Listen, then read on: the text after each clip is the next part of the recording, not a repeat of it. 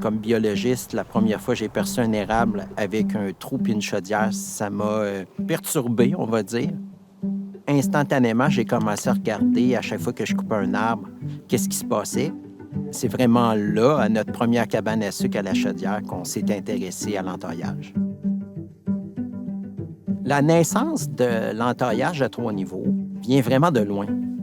La première fois que j'ai coupé un érable, puis j'ai pris conscience qu'il y avait autant de bois mort généré par les entailles, je savais que ça menait nécessairement les blessures d'entailles à une diminution de production à long terme. Moi, je visais vraiment une méthode d'entaillage à rendement soutenu, c'est-à-dire que les vieilles entailles ne viendront pas pénaliser les nouvelles. C'est un calcul qui n'est pas simple, là.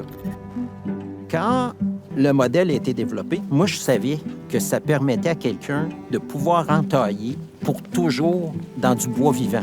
Ça veut dire des entailles efficaces à 100 %. Quand on est arrivé ici, on s'est dit cette érablière-là, elle a été entaillée depuis très longtemps. On va essayer de trouver les vieux trous d'entaille pour comprendre l'histoire de cette érablière-là à travers ceux qui nous ont précédés.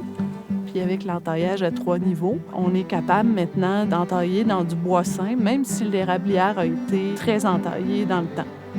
Dans notre entreprise, l'innovation se passe à tous les niveaux. On essaie, autant pour nous que pour les autres, de trouver des façons de faire qui vont simplifier la vie en produisant plus, mais aussi améliorer la qualité du sirop qu'on mange.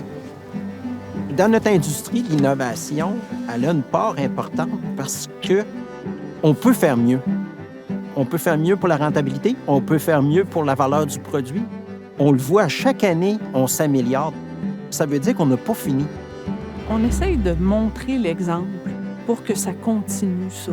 Cette envolée-là de recherche, de développement. Tout ce qu'on fait ici, les tests, les innovations, moi, mon moteur, c'est de partager au suivant. On a cette passion-là de chercher, toujours essayer de comprendre comment faire mieux. C'est vraiment ça qui me motive à continuer. On aime le sirop. Vu qu'on l'aime, on essaie toujours de le faire meilleur. Puis ça, c'est au centre de ce qu'on fait.